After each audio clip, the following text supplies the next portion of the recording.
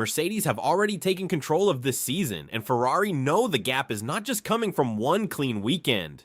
3 races in, Mercedes have won all 3, Kimi Antonelli leads the title fight, and Ferrari are already chasing from behind. That is why this story feels so big right now. Ferrari are not just looking at a fast car, they are looking at a car that seems to get stronger when the race settles. Lewis Hamilton has already said Mercedes seem to have more power, or at least more battery power, and Ferrari have been trying to understand where that edge really appears. What no broadcast covered is this: Ferrari can hit hard early, but Mercedes keep pulling later in the straight deeper into the lap when the pressure is highest. Now the FIA is preparing to check engines in real operating heat from June, and that has turned this from garage talk into a fight the whole paddock is watching. But the real tension is even sharper than that. Even if Ferrari have found part of the answer, that does not mean they have found all of it. Mercedes may not be winning because of one hidden edge alone. They may be ahead because the whole package comes alive in the moments that matter most, and the results already show just how serious that problem has become. Mercedes have not left Ferrari guessing, they have left them chasing. In Australia, Mercedes opened the season with a 1-2 through George Russell and Kimi Antonelli. In China, Antonelli won again with Russell right behind him. Then in Japan, Antonelli took another win and moved into the championship lead. That is why this story starts with the scoreboard, not the theory.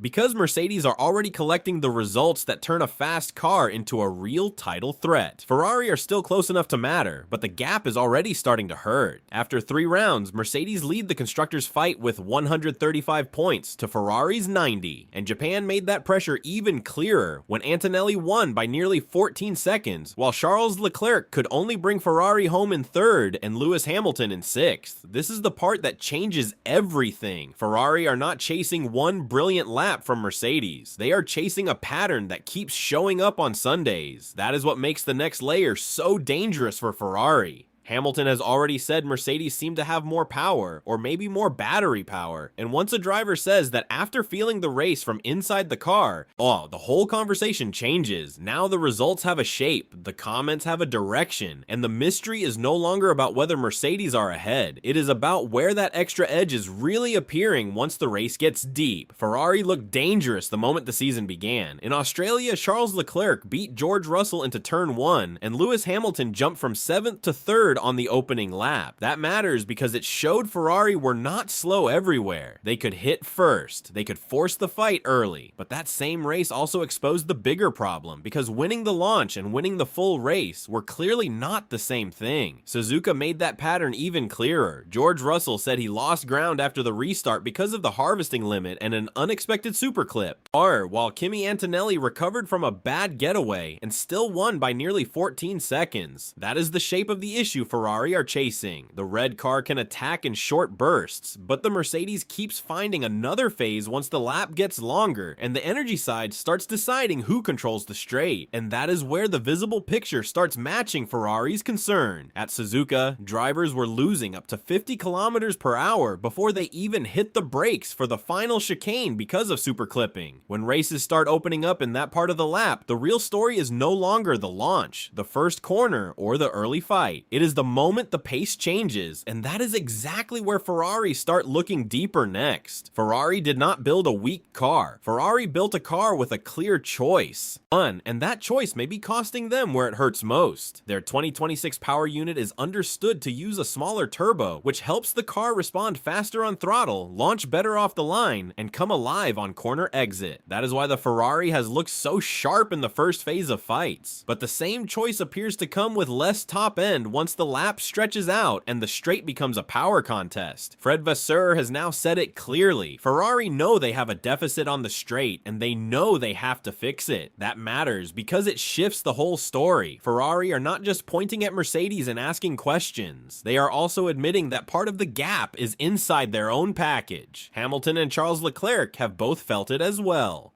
Because the SF26 can stay strong in the technical parts of the lap, then lose ground once raw deployment and straight line speed start deciding the fight. And that is where the pressure gets heavier. Once Ferrari accepts that its own design has limits, every suspicion about Mercedes becomes harder to separate from Ferrari's own compromise. The real story was never about the lap time. It was about why one car gives its speed up early, while the other seems to release more and more of it later. And once Ferrari reached that point, the next question was unavoidable: whether Mercedes were just better, or whether they had found a way around the part of the rules nobody was properly testing yet. Mercedes have not been declared illegal, and that is what makes this part so explosive. The argument from Ferrari's side is not that the car failed the rulebook in plain sight. It is that the current rule only checked the new 16:1 compression limit in cold conditions, while the real gain may only appear once the engine is fully hot. That suspicion is exactly why the whole paddock pushed for the rule to be tightened. The core idea is simple enough. If an engine is legal when cold but behaves differently at proper running temperature, then the number the FIA sees in the garage is not the same number the car may be using out on track. Reports around the paddock say that is the area Ferrari, Audi, and Honda wanted clarified, and it is also why the FIA backed a new hot running check at 130 degrees instead of leaving the old ambient test alone. But Ferrari's problem is that suspicion is not the same thing as proof. Nobody outside Mercedes truly knows the exact gain, and even Ferrari do not seem convinced that this one clampdown alone will suddenly erase the whole gap once the new checks begin on June 1st. That leaves the next part of the story wide open, because the coming rule change might expose Mercedes, or it might show that Ferrari are still chasing something even bigger than this theory. June looks like Ferrari's chance to finally get answers, but it may not hit Mercedes as hard as people expect. The FIA has now confirmed that from June 1st, 2026, the compression ratio will be checked in both cold and hot conditions, with the hot test set at 130 degrees. On paper, that sounds like the moment Mercedes lose the edge everyone has been arguing about. In reality, the rule change only matters if the gain Ferrari suspect actually shows up inside that exact test window. That is why this next phase is so uncomfortable for Ferrari. The race reported that if whatever Mercedes are doing appears above that temperature, or still stays legal even under the new check, then the competitive order may barely move at all. Red Bull boss Laurent Mekies has already made the wider point, saying the real need was clarity on what teams can do and what they cannot. So this is not just a Ferrari protest story anymore. It is a rules definition fight that could still leave Mercedes exactly where they are now, and the pressure does not stop inside the Mercedes garage. Mercedes power units also sit behind McLaren, Williams, and Alpine in 2026, which means one strong engine package can shape far more than one title campaign.